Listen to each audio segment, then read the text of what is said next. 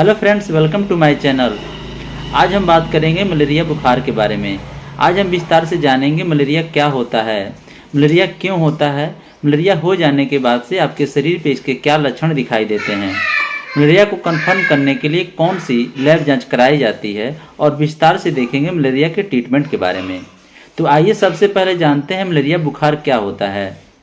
Malaria बुखार को हम अन्य नाम जैसे विषम ज्वर, मौसमी बुखार, जाड़े की बुखार, जोड़ी ताप की बुखार इत्यादि नामों से भी जानते हैं। मलेरिया जो बुखार होता है यह एनोफिलीज वंश के संक्रामक मादा मच्छर के काटने से होता है। इस मच्छर के काटने के बाद हमारे रेड ब्लड सेल में प्लाज्मोडियम नामक परजीवी का संचारण हो जाता है। प्लाज्मोडियम की 4 जातियाँ होती हैं और इन्हीं जातियों के अनुसार से बुखार 48 घंटा से लेकर 72 घंटे के अवधि से आते हैं। तो जो प्लाज्मोडियम की जो 4 जातियाँ होती हैं उसमें से पहला आपका है प्लाज्मोडियम फैल्सीपेरम, दूसरा है प्लाज्मोडियम ओवेल, तीसरा है आपका प्लाज्मोडियम वाइवेक्स, तीसरा है प्लाज्मोडियम मलेरी। प्लाज्मोडियम के जातियों के अनुसार से मलेरिया 5 प्रकार का होता है। पहला है सेरिब्रल मलेरिया, इसे फैल्सीपेरम मलेरिया भी कहते हैं क्योंकि यह मलेरिया प्लाज्मोडियम फैल्सीपेरम पैरासाइट के मस्तिष्क में एकत्रित हो जाने की वजह से होता है, इसलिए इसे मस्तिष्क का भी मलेरिया कहते हैं। इसमें मरीज को तेज बुखार होता है और तापमान 107 फ़ारेनहाइट तक जा सकता है। इसमें सिर में तेज दर्द होता है और बेहोशी तक हो सकती है और क्रिटिकल केस में मरीज की मृत्यु भी हो सकती है। इसमें पैरालिसिस का खतरा भी बना रहता है। दूसरा है लेटेंट मलेरिया, और इस टाइप के मलेरिया में मलेरिया के पैरासाइट ब्लड में उपस्थित होते हैं लेकिन किसी भी तरह का लक्षण उत्पन्न नहीं होते हैं, अर्थात गुप्त रहते हैं। इस प्रकार के मलेरिया का रोगी रोग का भंडार होता है।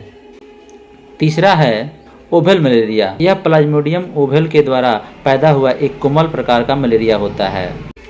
इसमें बुखार बार बार हर एक तीसरे दिन पे आता है और इसमें ठंड लगकर बुखार आता है और फिर पसीना होकर बुखार उतर जाता है, इसलिए इसे तृतीयक ज्वर अर्थात टर्सन मलेरिया भी कहते हैं। चौथा है क्वांटन मलेरिया अर्थात चतुर्थक मलेरिया। यह मलेरिया प्लाज्मोडियम मलेरिया द्वारा उत्पन्न होता है और इसका बुखार 72 घंटे पे आता है, यानी कि हर एक चौथे दिन पे आता है। इसके लक्षण कोई विशेष तेज नहीं होते हैं। पांचवा है कोटिडियन मलेरिया अर्थात दैनिक मलेरिया। यह मलेरिया प्लाज्मोडियम वाइवेक्स द्वारा पैदा हुआ मलेरिया होता है। इस मलेरिया में बुखार प्रतिदिन आता है और इसमें बुखार जो है इसका जो तापमान, शरीर का तापमान अचानक बढ़ जाता है और फिर से कुछ देर बाद से उतर जाता है, इसीलिए इसे दैनिक मलेरिया भी कहते हैं। यह सबसे ज़्यादा पाया जाने वाला मलेरिया होता है। तो आइए अब देखते हैं मलेरिया के लक्षण क्या होते हैं। जब मलेरिया का पैरासाइट जो होता है प्लाज्मोडियम जब हमारे शरीर में ब्लड के आरबीसी में जब चला जाता है तब से इसका जो है आपका लक्षण दिखाई देने लगता है, लेकिन जो इसका तेज जो स्टेज होता है वो आपका 7 से लेकर 10 दिन के बीच में शुरू होता है। लेकिन उसके पहले मरीज में सुस्ती आना शुरू हो जाता है, मरीज का भूख प्यास कम हो जाता है, मरीज का शरीर का वजन गिरने लगता है। लेकिन जब ये शरीर में जब तेज रूप ले लेते हैं उसके बाद से मरीज में जो होते हैं 3 जो क्लिनिकल स्टेज होते हैं इसका शुरुआत होता है। मलेरिया बुखार के 3 क्लिनिकल स्टेज होते हैं। पहला होता है कोल्ड स्टेज, दूसरा होता है हॉट स्टेज और तीसरा होता है स्टेज। जो कोल्ड स्टेज होता है इसमें मरीज को क्या होता है कि सिर से लेकर पैर तक ठंड लगने लगता है, उसमें उसका दांत कटराने लगता है, मरीज अपने आप को कंबल या रजाई से ढक लेता है और यह जो स्टेज होता है ये आधे घंटे के लिए होता है। दूसरा स्टेज होता है हॉट स्टेज। इस स्टेज में ठंड लगना कम होने लगता है और मरीज का तापमान जो है वो बढ़ने लगता है। मरीज अपने ढके हुए कंबल को शरीर से उतार फेंकता है और मरीज का चेहरा तमतमा जाता है, उसका स्किन जो है वो ड्राई होने लगता है।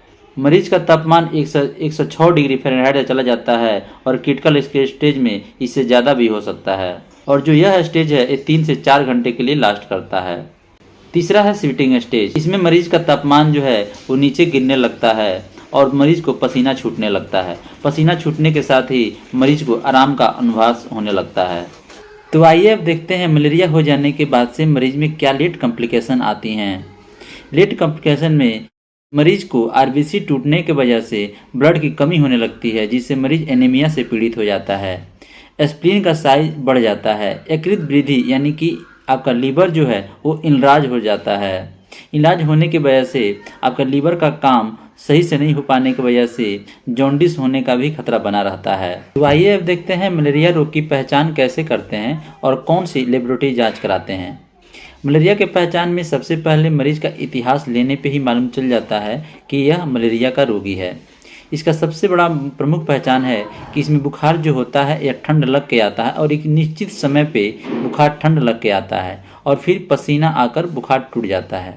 इसका परीक्षण करने पे यह पाया जाता है कि मरीज का स्प्लीन बढ़ा हुआ है, लीवर बढ़ा हुआ है और ज़्यादा दिन तक होने के बाद से और ज़्यादा आरबीसी टूटने की वजह से मरीज एनीमिया का रोगी हो जाता है, यानी कि उसके शरीर में ब्लड की कमी हो जाती है। और इसको कंफर्म करने के लिए हम लेबोरेटरी जांच में एमपी कराते हैं, यानी कि मलेरिया पैरासाइट का ब्लड में पाया जाना इस बात की पुष्टि करता है कि मरीज मलेरिया का रोगी हो चुका है। तो आइए अब देखते हैं मलेरिया का ट्रीटमेंट कैसे करते हैं। मलेरिया का ट्रीटमेंट में सबसे ज़रूरी है कि पहले आप पहचान कर लें कि यह मलेरिया के किस जाति के पैरासाइट से हुआ है और पीछे बताए गए लक्षण के आधार पे आप इसे आसानी से पहचान सकते हैं। मलेरिया किसी भी प्रकार का क्यों न हो, इसमें पहले सिस्टोमी ट्रीटमेंट करते हैं। इससे मरीज पहले कंफर्टेबल महसूस करने लगे। मलेरिया के सिम्टम में मरीज को ठंड लगना, तेज बुखार होना, सिर में दर्द होना, एंग्जाइटी होना इत्यादि सब होता है। तो पहले इन सब को कंट्रोल करना चाहिए। तेज ठंड लगने पर गर्म पानी पिलाना चाहिए और मरीज को कंबल से ढकना चाहिए।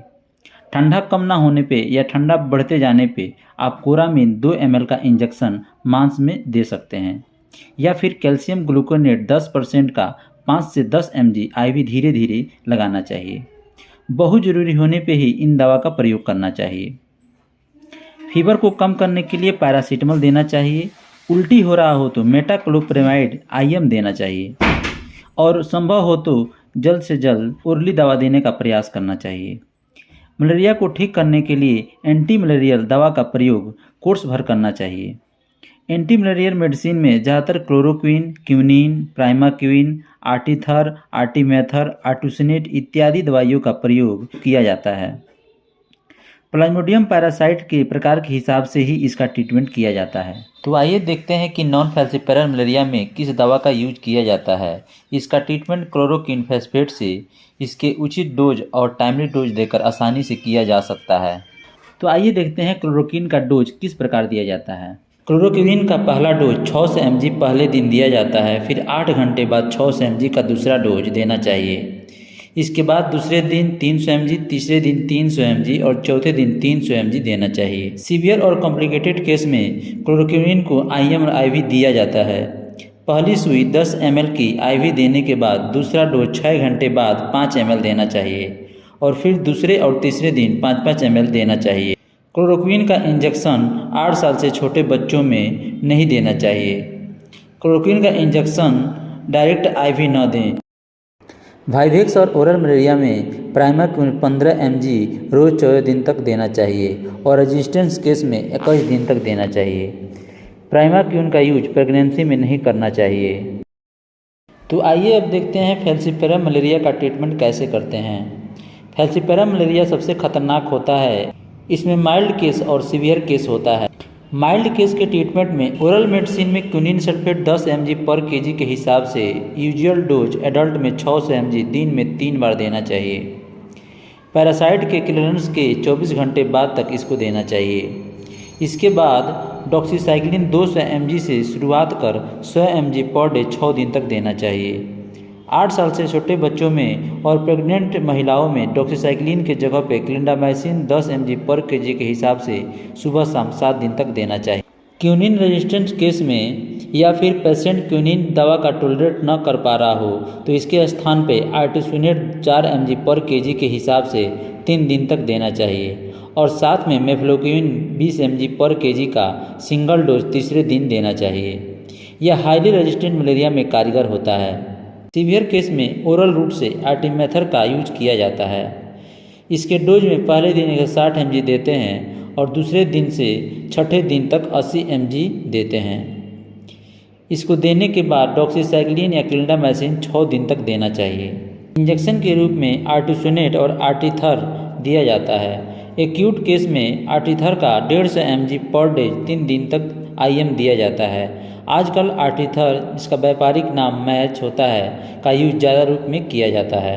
आर्टिसोनेट को एडल्ट डोज में आईवी रूट से 120 mg से शुरुआत कर 60 mg पर डे देना चाहिए। सेरिब्रल मलेरिया में एंटी मलेरिया दवा के साथ साथ इंट्राक्रेनियल प्रेशर को कम करने के लिए मैनिटोल देते हैं। हाइपोग्लाइसीमिया को ठीक करने के लिए डेक्सट्रोज आईवी ड्रिप देते हैं और ये सब ट्रीटमेंट हॉस्पिटल में एडमिट करके करना चाहिए। अगर जानकारी अच्छी लगे तो वीडियो को लाइक और शेयर कीजिए और चैनल को सब्सक्राइब कीजिए ताकि ऐसी इन्फॉर्मेटिव वीडियो आप तक सबसे पहले पहुंच सके।